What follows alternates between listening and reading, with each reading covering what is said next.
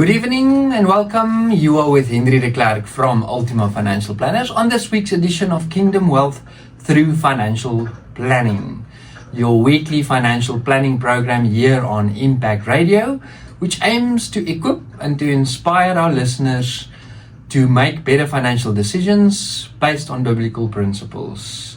And this evening is no different. We are going to talk about debt. We're going to continue the discussion we have started 2 weeks ago. We're in the month of June and we are talking about debt. A very topical, very relevant discussion. Just going to recap where we're coming from. We started off just with a general introduction into debt in week 1. Then last week I spoke about the debt debate. Now the debt debate was about the whole debate around acceptable debt and if there is certain kinds of debt that is permissible or that is not against what we see the Word of God teaches. And so we've had that discussion last week. And in summary, what we believe is that debt is creates a master-servant relationship. So one has to tread very carefully when you work with debt. But there is, even in Romans 13 verse 8, it's clear that it does not specifically refer just to all kinds of debt, and not specifically in relation to debt where we know we can actually repay it. So the focus is more on not engaging with debt if we're not sure if we can repay it. If we do know we can repay it and it is in the generation of capital and income, then we believe it's not necessarily against what is taught in the Word. Once again, we have to tread carefully and you have to count the cost. You have to know how much you need to pay, and the moment you aren't able to pay that, then that is against what the Word is teaching us. So if you're unsure and you have not done the calculation and you engage with debt, then you are treading on shaky waters, and we would definitely advise against doing those kind of things. But where you have counted the cost, where you, for instance, purchasing a home or a car, where you need those things to sustain your household, and you've counted the cost and you know that your cash flow allows for it, the National Credit Act will in actual fact also protect you in engaging with too risky debt. But sometimes we don't disclose everything to those entities like the NCR, the National Credit Regulator, and then you can actually find yourself in a difficult spot or difficult situation.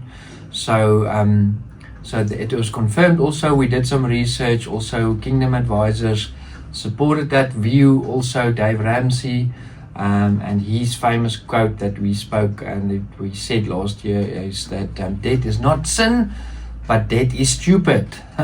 Okay, that is what Dave Ramsey said. So be careful and be wise when you deal with that. And if you feel you're out of your debt, then engage with someone or ask for someone to assist you in the process of counting the cost and to ensure that you can actually sustain, maintain, and afford the debt that you are engaging into.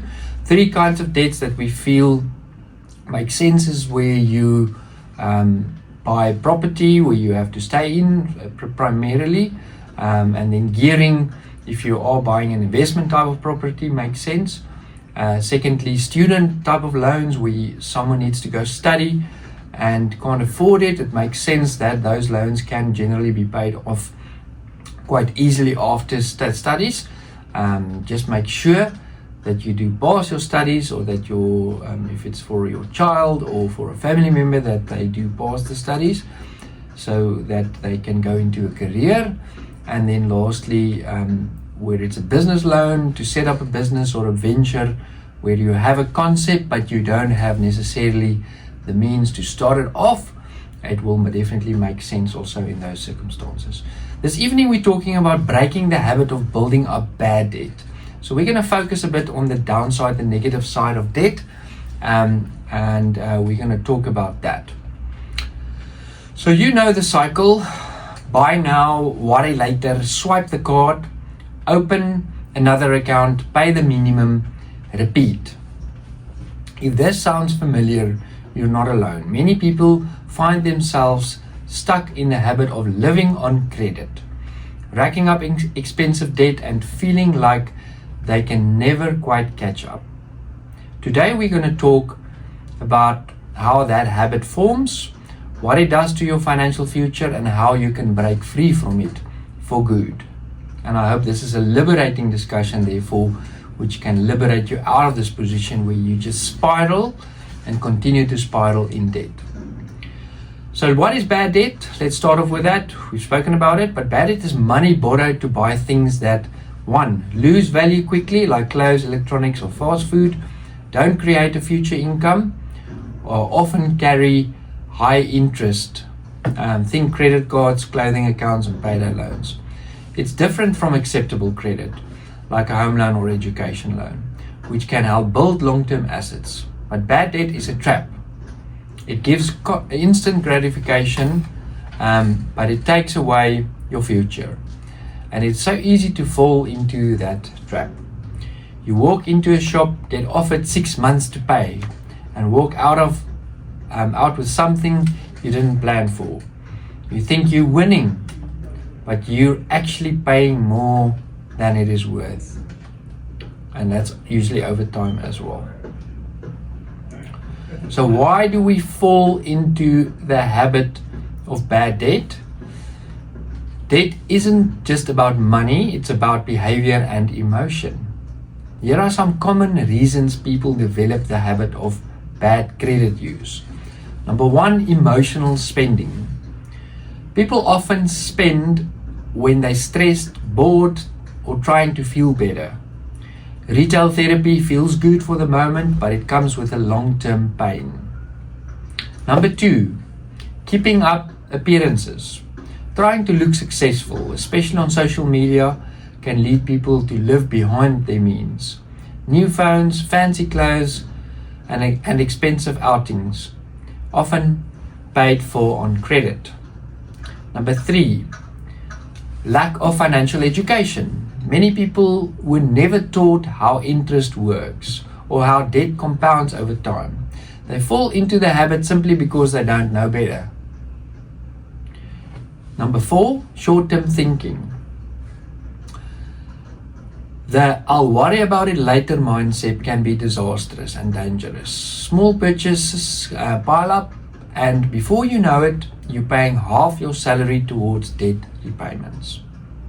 Number five, easy access to credit. In South Africa, it's frighteningly easy to get credit. Stores make it feel like they're going to do you a favor, but they're building their business on your debt, basically. So one has to be very, very cognizant and very careful when engaging with debt and how you approach that.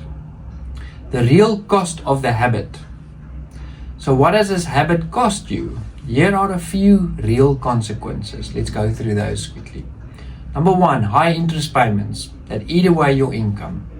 Delayed financial goals. Number two, like saving for a car, house, or retirement. Number three, stress and anxiety, especially at month end. Number four, damage to your own credit score, making it harder to get approved for major purposes later. And number five, living from paycheck to paycheck, always in survival mode. And worst of all, the habit becomes your normal. You stop seeing the danger because it's just how you live. But just because it's common doesn't mean it's okay. And that's where we need to talk about breaking that habit. I believe that breaking that habit could be the key to you being successful with your financial planning. The moment you get out of that survival mode, as we just said, you are able to make much better financial decisions going forward. And I think this is a challenge for more people than what we ought that what we think might be applicable to. I think this is a real struggle. I think we see it in our governments, where our government spending is so huge, so massive, that they have to incur lots of debt, and most of the tax revenue goes towards servicing the debt, and that is just reflecting in society as a whole. So we have to be careful about it. So let's talk about breaking that habit and how to break the habit. The good news is habits can change. Last month we had a whole series on habits and the importance of habits and how to also change your habits. But here's a 6-step approach that can be life-changing to you. Number 1, become aware. Start tracking your spending. Use an app, notebook or spreadsheet. When you see where your money is going, you start to gain control. And there's some fabulous apps available. We've mentioned 22/7 as an app that can definitely be considered. A lot of the banks also has these apps available, and you can also engage with those. Number 2, understand your triggers. Ask yourself, when do I reach for credit? Is it when I'm stressed, bored, pressured? Awareness is half the battle. Number 3, freeze your credit. Freeze your credit. Literally, take the store card or credit card out of your wallet. Delete it from online stores. The harder it is to use, the easier it is to stop. So one has to be assertive in the process of trying to steer away from these bad habits. And unfortunately, prevention is probably the best way, and making it hard for yourself. So go and actively remove the places where it's just a one click, that one click online. No, let's go away and move away from that. Make it harder so that you can give yourself some more time to think about what you are busy with. Number 4, create a realistic spending plan. Not a restrictive budget, a real plan. Give yourself some room for fun, but only within what you can afford with cash or debit, meaning not debt, with what you have available. Okay. Number 5, build a mini emergency fund. Start with just a couple of R100 up to R1,000. Build your way up to where you have 1 month worth of emergency funds. And that way, when a tire bursts or a school expense comes up, you don't have to swipe. You don't have to engage with debt. Number 6, celebrate progress. Pay off one account, close it, celebrate. Replace the dopamine of buying with satisfaction of winning. With the satisfaction of winning. And that's important. Celebrate those small wins. As you reach some milestones, you are able to also celebrate that. And I'm not saying celebrate and go and swipe again and incur a lot of debt. No, celebrate with your family, and just honor the fact that you have come a long way. Habits are formed over time, and they are broken the same way. Be patient, stay consistent, and get support. If you feel it's going to be too hard for you to do this alone, then you have to get an accountability partner or someone that can really help you to get through this process. I would really strongly advise that you don't just try and do this on your own. Once someone is in place that can actually ask you those questions, are you changing this habit? How is it going along this journey? Then one sees that one can be more successful. And I think we need that. We need the accountability and someone that asks those hard questions. Real life strategies that help. Let's talk about some practical tips that has helped many others that could be of help for you. Use cash for daily spending. It helps you see and feel the money leaving your hand. Okay. I don't think in our society today that's a massive problem. A lot of transactions are still done based on cash. Number 2, set spending limits on your banking app. Almost all major banks in South Africa let you limit swipe amounts or purchases online. You have usually a daily limit, you have a monthly limit. Set those up to also help you not to go further or incur more expenses. Avoid impulse zones. Unsubscribe from shopping newsletters, avoid payday store visits, and delete tempting apps. Find cheaper alternatives, need clothes, baby items or furniture. Try swaps, second-hand or marketplace deals. People, we have to be very, very intentional if we want to be successful. And unfortunately, the habit or the whole thing of buying an immediate gratification is not going to lead you to success in this area. You're going to have to be very, very careful on how you spend your money, and there's other ways of doing it. You don't need to keep up with the Joneses. It's so important to know, because the Joneses don't sit around and think about you actually. So let's just realize that. That's also one of the things that Dave Ramsey said that is oh so true. Talk to someone, a financial coach, friend, a community group. Sharing your goal makes it real. A vision for financial freedom. Let's end off with that this evening. Imagine your life with no debt, and especially with no bad debt. You're not worried about minimum payments. You're saving, investing, and planning your future with confidence. This isn't about numbers. It's about taking back control of your life. No more avoiding phone calls, no more dread on payday, no more living for the next credit facility. It starts with one decision, and that is, I'm done with this habit. I'm choosing a better path. I want to be successful with my money and financial planning. You don't have to be perfect, you just have to be committed. Change is possible. Your past does not define your future. And I think I can't emphasize this more, is the fact that if you really want to change this, you can. I've had many examples, many people have been able to steer away, but it means that you start today and not tomorrow, not next week, and you set a lot of these things we've spoken about into motion. You set it into place, you plan accordingly, and you know what, don't be too harsh on yourself. You're probably gonna fail, or you're probably gonna make mistakes along the way, but you're not a failure.